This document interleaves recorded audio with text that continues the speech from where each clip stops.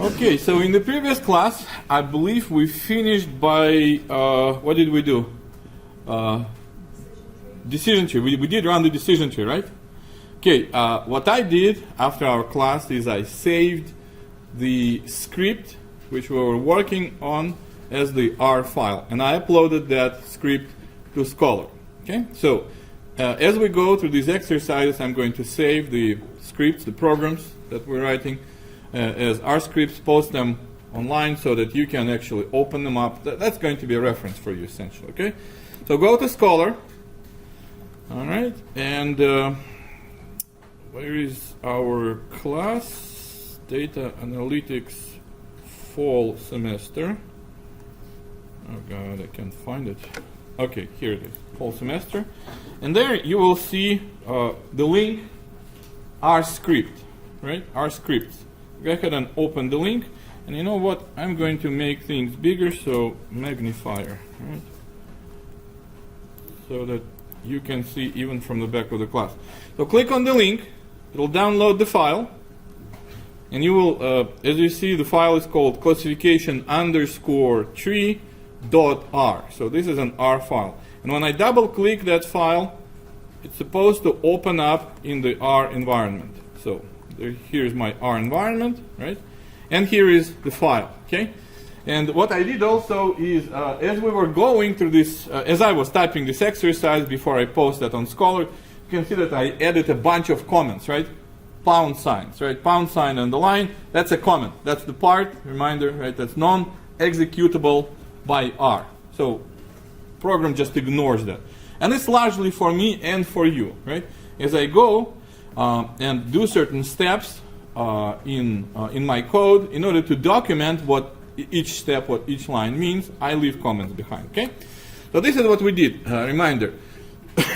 We looked at a completely useless from the business standpoint data set, right? Titanic passengers. So we have downloaded the file, right, from Scholar and placed it in the C drive folder data, file titanic.csv. What does CSV stand for? Comma separated values, right? Every record, every passenger is a line, okay? And the values about that specific passenger are separated from each other by commas, right? And then we looked at the structure of this file, and then we imported the library and installed the library rpart, which probably stands for recursive partitioning, right? I told you that classification tree, the other name of this method is called is recursive partitioning. So that means that I'm looking at the data set and I'm trying different variables, predictor variables, to split my data set in 1 and 2, right? And then the idea behind the split is that my resulting subsets should be as uniform with respect to my target variable as possible. So they should predominantly contain one type of response, right? Either yes, passenger survived, or no, passenger drowned, right? So as much separation I can get, that's what I'm looking for, right? And then each resulting subset I'm treating as a new set which can be split even further, right? So it happens in layers, and that's why it's called recursive partitioning. Every time I split, I look at subset and try to split them again and again, right? And then we ran the tree, right? The model. We said use the function rpart, recursive partitioning, and survived is my target variable. Remember, what we're doing is classification, right? We're going to classify each passenger as yes and no, survival versus non-survival, right? Based on predictor variables. Which variables? Sex, age, and class, right? And then I have to tell this function rpart that the method that you have to use is classification. So you're not predicting a number, it's a class. Passengers survive, not survive, right? And the data that you have to use is this one that we just read.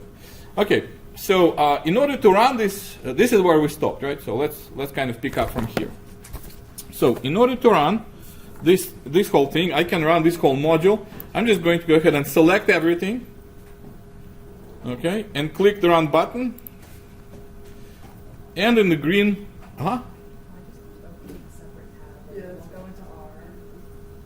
it keeps opening separate tabs. Separate tabs will have to be double show in R. Same thing? Okay, let's take a look. Problems originate where you don't expect.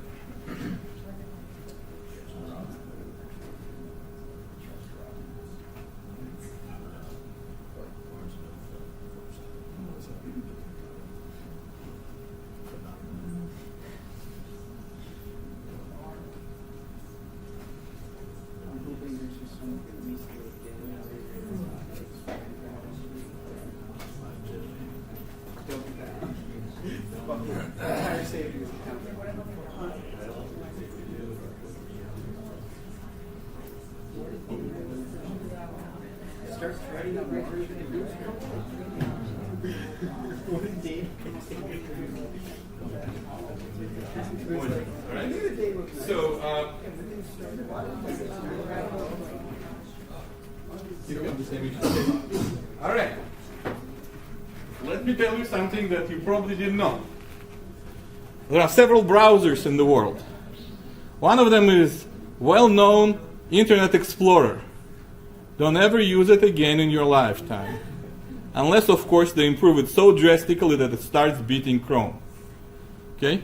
So therefore, if you're using, today's the day when you're going to switch from Internet Explorer to Chrome or Mozilla Firefox.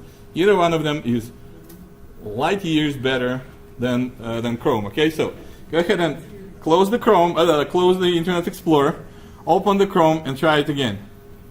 Are there people here who are using Chrome? Do you have the same issue? Opening? No. You see that? Yeah. So don't use Internet Explorer again unless Microsoft makes huge strides in improving that wonderful browser of theirs. Okay. So this is where we stopped. Okay.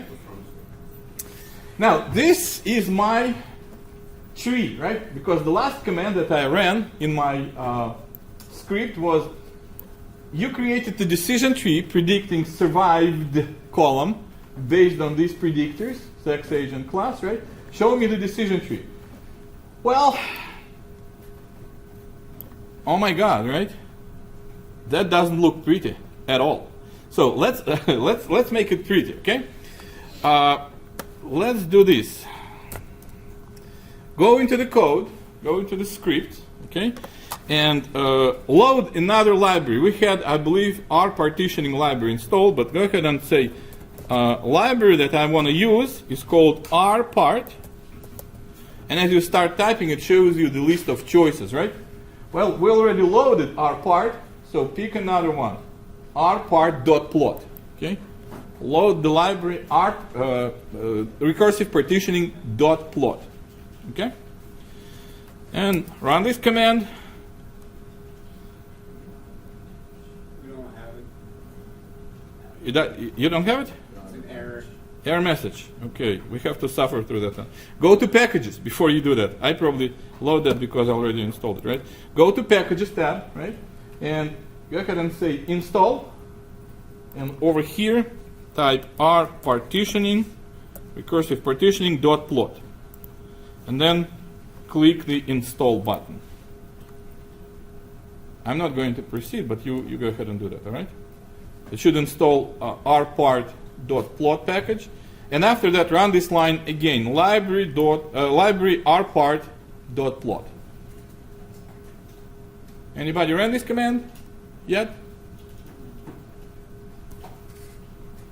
Success? Successfully installed. Okay, good, good. So now let's go ahead and, well, look at the tree, right? So I'm going to say recursive partitioning .plot. Now you should see this function as you start typing it, right? You should see that on the list. So rpart.plot, and I'm going to display the plot of my decision tree, which is called decision underscore tree, right? That's the name of my variable that hopefully holds the decision tree. So as I start typing again, it shows me, yep, there is such thing. So decision tree. And then if you run this command, that you are supposed to see. Do you see the same picture as I do? Yeah. Isn't that cute? All right. So this is your decision tree, ladies and gents. Okay? Everybody got the same output? We good? Okay. So let's take a look at how to interpret that. All right. First of all, the very first split. I'll start here. Okay. This is my total data, all of it, right? 2,201 observation, right? That's my original data set. And you can see that it says no, and you can see the number 0.32, right? What does that mean, right? Here's what it means, basically. If you look at this portion of my output where I just asked R to demonstrate the tree for me, right? Right here, this portion. Number 1 on my list, it says root, right? That's the root of my tree, this one, this data set, my original big fat data set, okay? And let's take a look at what this line says. Here is a little legend for me, right? That tells me how to interpret that. It says that it's a, well, first of all, it's a root node, right? It contains n observations. N is 2201, 2200 observations. Next one says loss, right? Loss means those people who didn't survive. So there are two responses, yes and no, right? How many no's did I have? Okay, so no's are 711. No, it's not right. It's actually people who survived, right? 711 survived. The majority of people actually died on Titanic, right? So these are the ones who survived. Okay, so then after that, it says how would you classify a person in this data set? Okay, so if you don't have any splits. All right, here is a very important thing I'm about to say. Right? Each time when you make a split, in this case, you're not going to end up with pure subset. Pure, I mean what? Pure means clean separation of yes responses versus no. So ideal subset, ideal final set, right, that I'm going to get is all yeses, no, zero no's. Or all no's, zero yeses, right? You will never get that, pretty much. Every once in a while, yeah, you'll get lucky and you'll get that subset, okay? But always, it's going to be a mixture of yes responses versus no responses, okay? So, in this data set, okay, the first one, root, 711 survivors, 1,700 or 1,300 something non-survivors, right? So, these proportions right there represent percentages of people who died. That's the first one. That's a no response. 67.6% of people in that root node died, right? And 32.3% of people survived. But, you know, you can't be partially dead or partially survived, right? You have to, you ended up in this set, right? Are you a survivor or did you die? How do we determine? And here is the important thing. Write it down, okay? The cutoff probability, default cutoff probability that's used by classification trees for classification is 0.5. Whichever probability is higher than 0.5, that's the one that we're going to classify it as, okay? So in this case, out of all people in the root set, right, 2,201 observations, which probability is higher? Probability that the person died, 67%, or they survived, 32%. That they died, right? 67, greater than 0.5. So therefore, if we don't make any splits, then every person in this data set we're going to classify as a person who died. Because the probability is greater than 0.5. And 0.5 is default one, okay? But of course, we do the splits, right? And here is another thing that probably you need to remember. The very first split that the tree makes is the most significant variable. The variable that gives you the cleanest separation between yes-no responses in each of the resulting subsets, okay? So, in my case, I could split on either age, right? Adult or a child, that's one variable, or sex, male, female, or class, right? I could split, like separate third class versus everything else, or second class versus every other class, right? Or crew versus 1, 2, and 3, etc., okay? So the tree, the algorithm, chose to split on sex, right? Males versus females.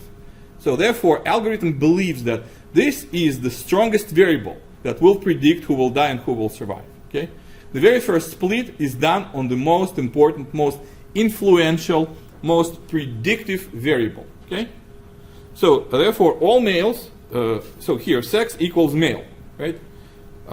if male is true, we go here. If male is false, we go here. And again, same thing, right? Then algorithm looks to split this resulting subset even further, right? So let's go sex equals male, yes, okay? This subset, all right? Let's see, sex equals male. We see the information about this subset. What does it tell you?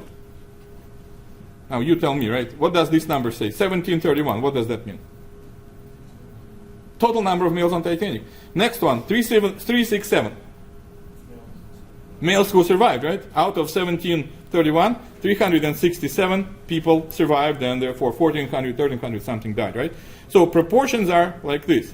So out of all males on Titanic, 78.7% died, and 21.2% survived. So given this rule, proportion has to be greater than 5, right? How do we classify this subset? Everybody who is in this subset, we classify them as dead, right? Because probability to die is greater than 0.5. But then again, look at that. It splits even further, right? So therefore, here is another piece of information for you, also from the textbooks, okay? This is the root node. Every time when you split the node further, we call it decision node, okay? It's not a final node. It can be split further. It's not the end result, okay? So this node right here, where it says males, yes, right? That's my decision node because it splits further. This node right here, where it says all males, what does that mean? Adult equals what? Yes or no? Over here. Look at this. Yes is going on the left, no is going on the right, right? So here when we split all males, yes goes on the left, right here. So these are nodes, right? So adult no means this node contains what? Children, right? So this node is for children right here, okay? Then every child, right, on the Titanic, we're going to further split them into two subclasses, right? Class equal third, so if they're third class child, then you go this way, right? And if you're first, second, or third, no, or crew, well, crew, probably no children in the crew, right? Only adults, okay? So if you're first class or second class passenger and a child, you go this way, right? So if the node doesn't split any further, and we have how many of these nodes? 5, right? 5 nodes don't split any further, okay? So these 5 nodes are called terminal nodes or terminal leaves, okay? This is it. There is no more splitting after that, okay? So we have, what, one root. Well, we always have one root node, right? We have 3 decision roots, right? 1, 2, and 3 right here, which basically split further. And we have 5 leaf nodes, terminal leaf nodes, right? And you can see the same information actually on this funky looking output, right? Do you see that? Legend says if you see an asterisk, a star, right? That indicates the terminal node. We have 5 of them, right? On the picture. And we're supposed to have 5 right here. So 1, 2, 3, 4, and 5. So these are all 5 terminal nodes, right? And let's look at this one, for example. Those who are classified as yes, right? This one, for example. Okay, sex male equals no. That means that this node contains all females, right? This node right here. Then it says class equals third. So yeses go on the left, no's go on the right. Okay, so therefore this terminal node on the far right, at the very bottom, right? It contains females, right? In the what class? First or second, right? First or second class or crew, right? Also. Because third class goes over here, so first class, second class, and crew, they all go over here, okay? And look at that. Among all these females, let's actually explore them, right? Female class, third class crew. This one, this node, right? That's what it means. Now look at that. Let's do it again. Interpret that for me, okay? Here we have all females, right? Of the class crew first or second. And how many of them do we have? 274, right?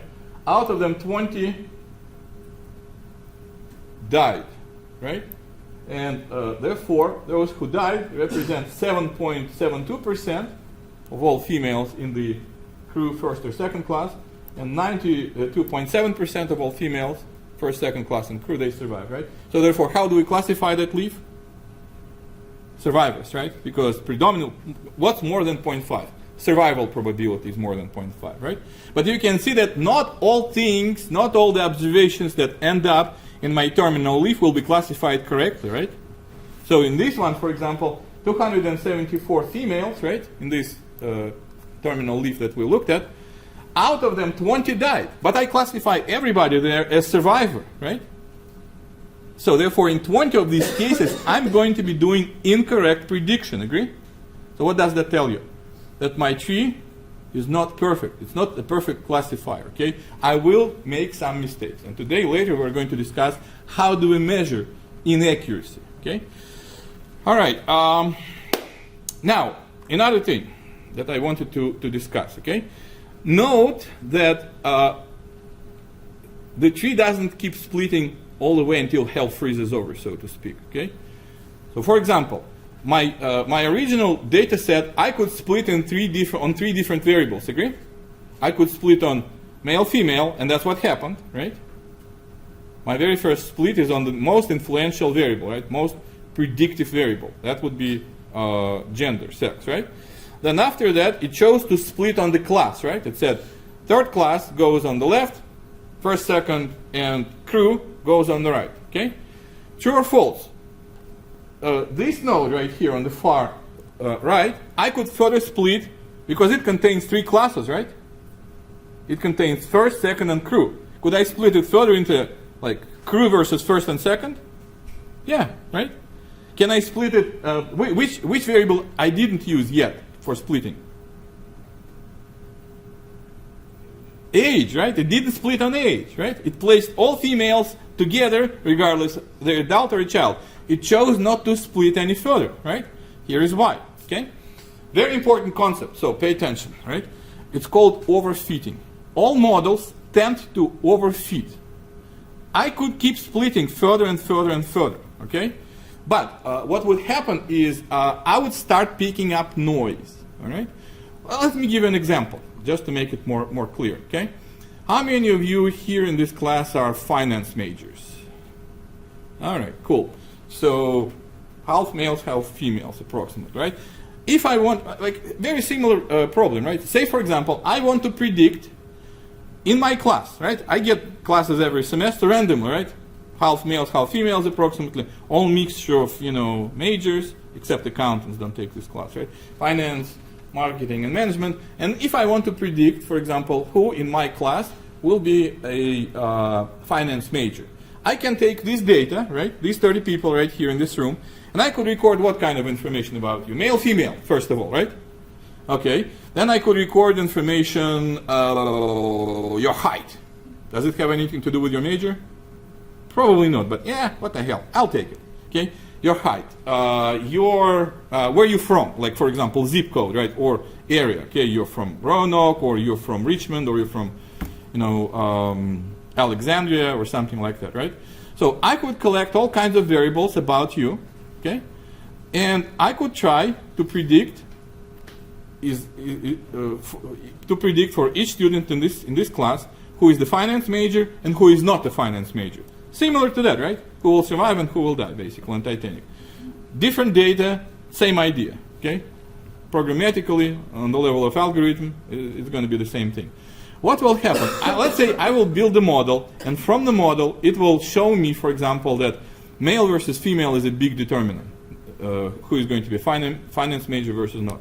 And then it's going to tell me, Richmond people from Richmond predominantly become finance majors, and people not from Richmond, not so much. So I can build a model that exactly describes, if I collect more variables about you, your height, right, your weight, your, which high school you graduated from, I don't know, do you have any minors, right? If like people are in PLP program, right, President Leadership Program, and they become finance majors versus people who are not, don't become finance majors. So whatever happens, right, I can collect hundreds of variables about you. And I will build very accurate model that will exactly classify each person here. Are you a finance major or are you not a finance major? But what I will be doing is I will be picking up a noise, okay? Just so happened that, Stephen, for example, he's from Richmond. I'm making it up, right? And he is 6'2", and he is. Are you a finance major? Okay, and he's fine, and he's a male, by the way, right? In the next class, okay, there's going to be another person who is completely different from Steven's characteristics, and my model, nevertheless, will classify him, for example, as a finance major, but he is a marketing major, okay? So why my model works fine for this class, but works completely horrifyingly bad for another class? Because when I modeled this class, I picked all of your specific characteristics, right? Your height, your weight, where you're from, you know, do you have any majors, male, female, and 100 of other characteristics, okay? So my model will describe this class very accurately, but it does not generalize well for another data set, okay? It picks up all the noise. It just happens that, you know, Steven is from Richmond. Somebody else is not from Richmond, and there is still a finance major, right? So therefore, my model will pick up all these, you know, specifics, but when applied to the data that it did not see before, it will show me bad performance, okay? So I'm building the model which is very accurate for that data set, but will not be very accurate for another data set, because I'm picking up teeny tiny variations and modeling them. And that's noise. And I want to avoid the noise, clean it out, and pick the main features, right? Male, female, for example. So here in this case, what happened is the model stopped there, and it did not split on age, right? It did not split into the adult and child. Why? Because the model believes that further split will not make things any different, okay?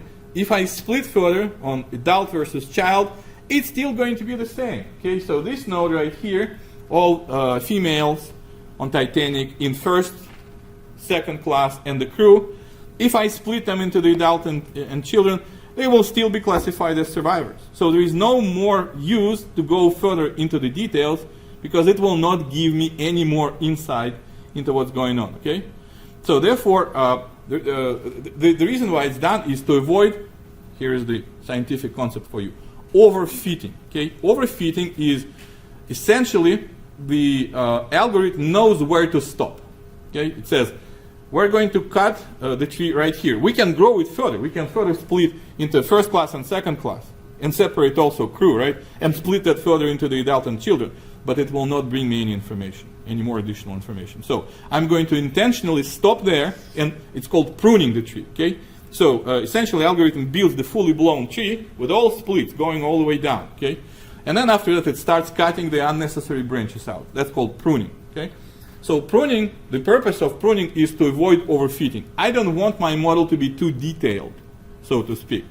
I want it to give me essential patterns, but avoid modeling the noise, right? I want to avoid situation when, you know, I'm getting too specific for my data set, okay? Does it make sense? Kind of, sort of? Okay, well, on Monday we're going to actually take a look at something else, at how you split the data set into the training and validation set, and we'll discuss further overfitting, okay? But for now, let's stick with that. Okay, now what I'm going to do, ladies and gentlemen, is let's discuss a very important thing, and it's called how good is my model, right? Performance. You can see that I'm not exactly predicting survivors and non-survivors, right? Look at that. This node is ideal. How do I know? Because it says yes and 1.0. So 100% of observations that were falling inside this node were classified as survivors, and that was correct, right? That's an ideal node. Perfect separation. All yeses, 0 no's, okay? That's the only one. Here, do you see this second node from the right? I classified it as no. Why? Because the survivors represent 46% in this node, right? So non-survivors represent, can you guess how many? What percentage? If in this in this node, 46% are survivors. So non-survivors are 54, right? 54%. And because it's greater than 0.5, that's why it's classified as a no. Remember, cutoff probability 0.5. Whatever is higher than 0.5, that's how you classify it, okay? In the very first node, far on the left, okay, what does it say?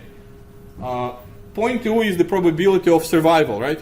for this node. Okay, so probability of non-survival is what, 80%, greater than 0.5. That's how we classify it. So therefore, no matter what, I always or almost always have some observations that are misclassified. Correct? According to my model. So let's explore them. Okay, I'm going to write some more code. So here's what I'm going to do. Let's go back to our drawing board, right? The coding. I'm going to use my model now in order to predict all of my observations using my model. I know everything about them, right?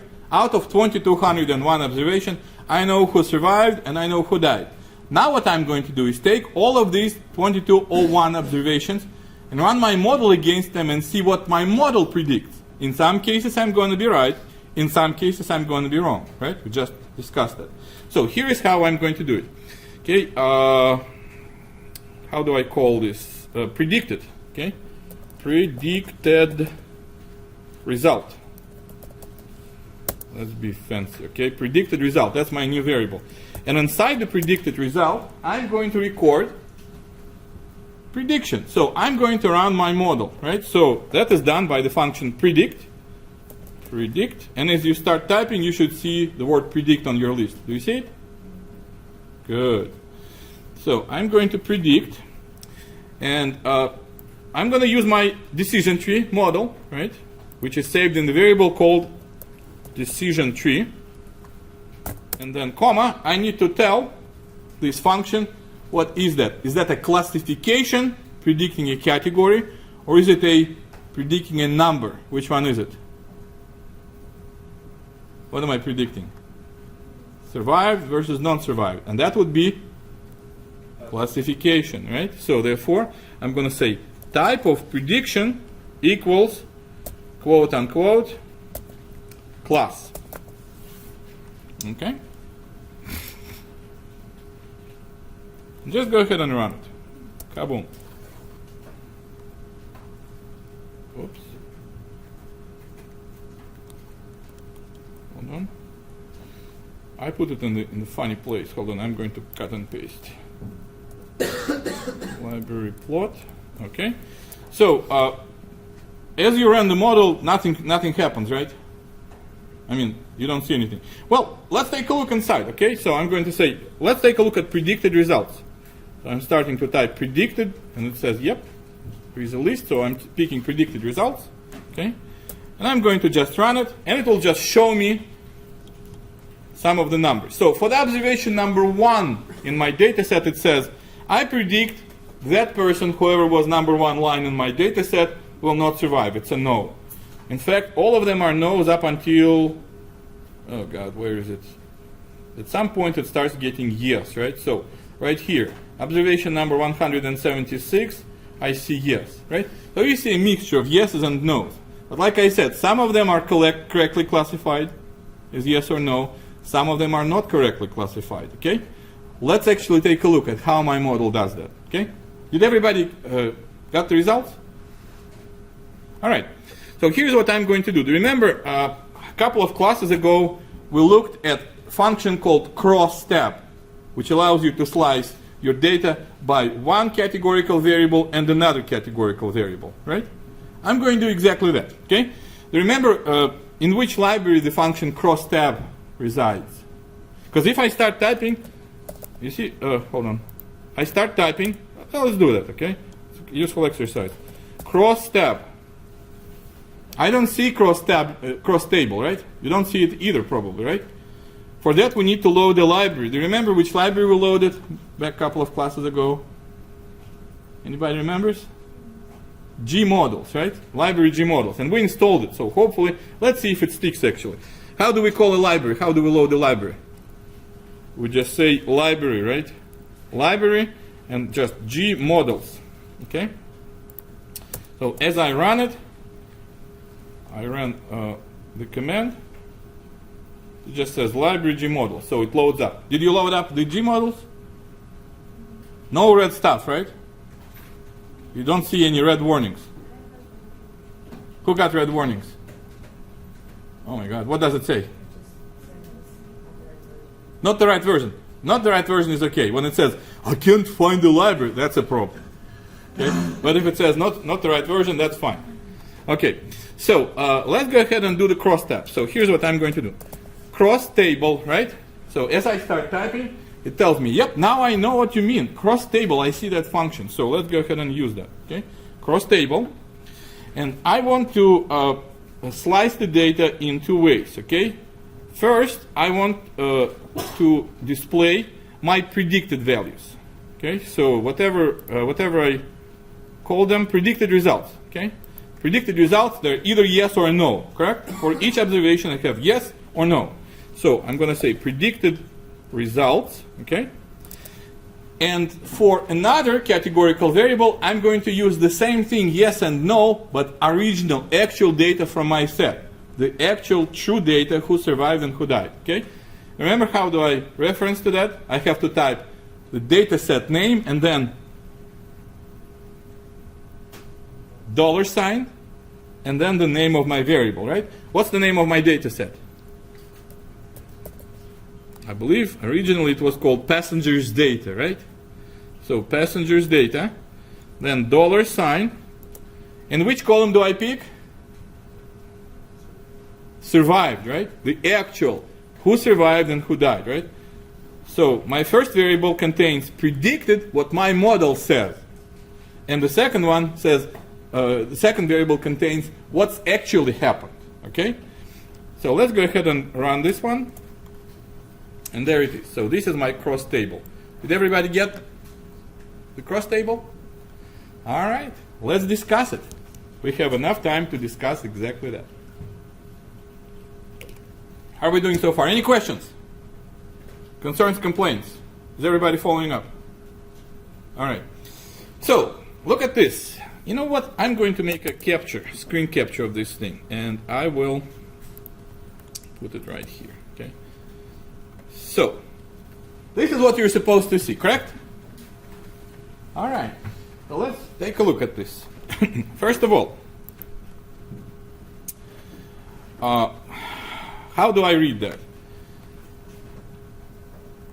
On the top of my cross table, I have the actual data, agree? Comes from the passengers data survived. So first column contains people who actually survived, and second column contains the people who actually died, right? My first column says predicted results, right? Row number 1 contains people who are predicted to be non-survivors, right? That's my model. That's what my model says, okay? And second row, my model predicts all people who did survive. So let me start with green stuff, okay? I'm going to highlight, hold on. I'm going to highlight this first one, all right? No and no, right? The actual data says they will not survive, and my model says they will not survive. Is that a good prediction or is it a bad prediction? It's accurate, right? I want model to predict accurately non-survivors and survivors, right? So in this case, my model says no, and the actuality is no. So this is a good behavior of the model, right? Let's take a look at this one right here. Okay, I'm going to put another. Hold on. This one right here. Is that a good result from the model or bad result? That's a good result, right? Because the model says that these people will survive, yes, right? And the actuality is the same, right? So I'm going to put a couple of things over here, right? These are my true positives. I'm going to abbreviate. You write out complete description, please, ladies and gentlemen. True positive. Oh, sorry. Why did I say positives? Should be true negatives, right? My model predicts a no, and this is no in actuality, right? These are true negatives, right? How about this part right here? These are true positives, right? My model says yes, and in actuality it is a yes. Now I'm going to highlight the red stuff. How about this portion right here? Oh, hold on.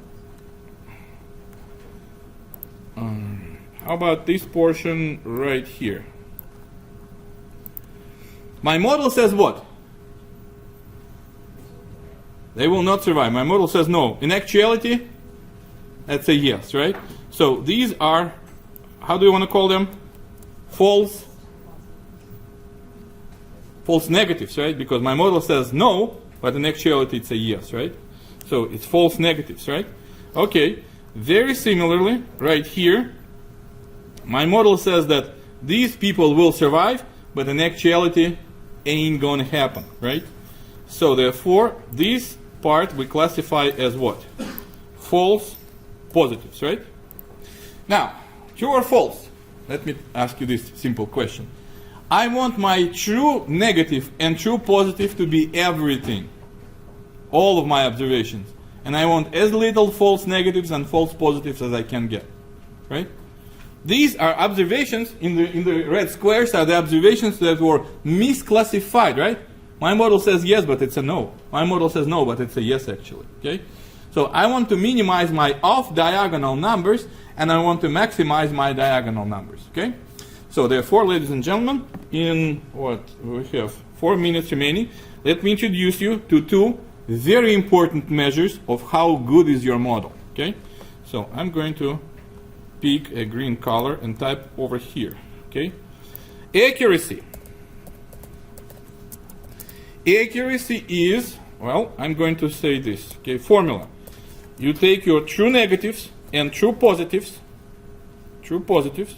and you divide it by the table total, okay? So, it's basically which fraction of your all observations were correctly classified, okay? In fact, I have both of these numbers right here in my table. Remember how to read this table? The very last number, which is right here, okay? Oops. The very last number is proportion of observations in that specific column out of your table total, which is 2201, right? So therefore, I know that my accuracy, let me put another one, right? Hold on. My accuracy is my last number in true negatives, right? So my true negatives contain, according to what I see in my cross table, 66.8%, 0.668% of all observations in the table. Now, question for you. What's my percentage of true positives by looking at this table? You tell me. 123, this number right here, right? The last number represents what fraction these numbers, these observations represent out of the table total. 0.123. So, and if I add them together, any math buffs here, mathletes? Got 0.791, like this, 0.791. So almost 80%, right? My model correctly predicts almost 80% of all observations, right? So I'm wrong in what percentage of observations? About 20, right? So let me go ahead and type that as well, all right? So I'm going to pick up yet another one, red stuff, right? Because it's bad. Accuracy is good. The other one is bad, right? And the other one is called misclassification rate. Misclassification rate, okay? And misclassification rate, the formula is I have to take false negatives, people that I classified as no's, but they're actually yeses, and I have to add false positives. I classified as a yes, but that's a no, and same thing, divide by n, right? So in my case, well, tell me, which numbers do I have to add? It's all in front of you. So you tell me, 0.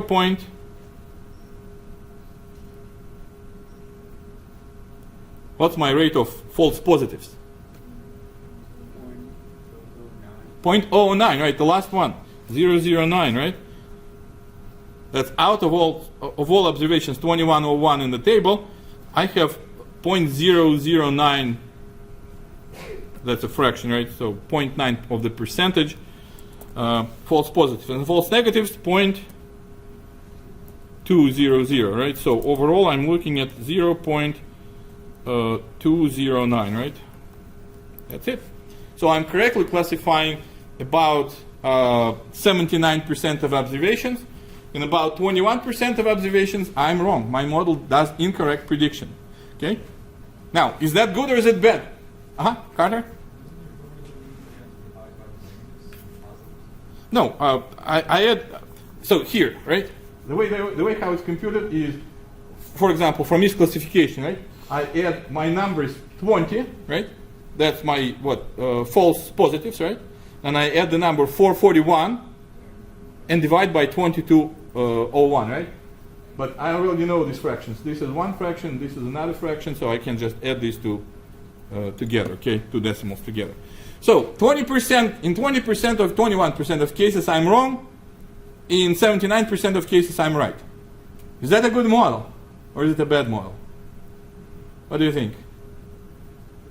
Problem is, with misclassification rate, there is no yardstick, so to speak, okay? It would be nice to have a number, something like 0.2, okay? If your misclassification rate is less than 0.2, this is a good model. If it's more than 0.2, this is a bad model. So it's nice to have some sort of the divider, right? A standard value of misclassification rate, which you're going to pick up and say, yep, that's 15%, that's a good model, but if it's 25%, that's a bad model. Unfortunately, the answer is it depends, basically, okay? Because from what I hear, basically, in social sciences, for example, right? They do that kind of stuff also. Like, how do you measure happiness, right? You can ask people, are you happy? And some people will say yes, some people will say no, and then you are going to ask other questions. Are you healthy? Do you have money? You know, do you have enough money, right? Do you have family? Do you have a good job? And then after that, you can run this model in order to find out, like, what drives happiness, right? Is it money? Is it health? Is it family? Is it work? What does, right? And then in social sciences, if you get a misclassification rate of like 50%, that's considered to be a great model. You're onto something, okay? So it widely varies across different disciplines. In some cases, 50% misclassification means you're missing half observations, for crying out loud, right? That's bad. But some, sciences will tell you, no, it's not that bad actually. I can predict accurately half of them, so it's kind of flipping a coin, right? All right, so we're out of time for today. On Monday, we're going to continue, all right?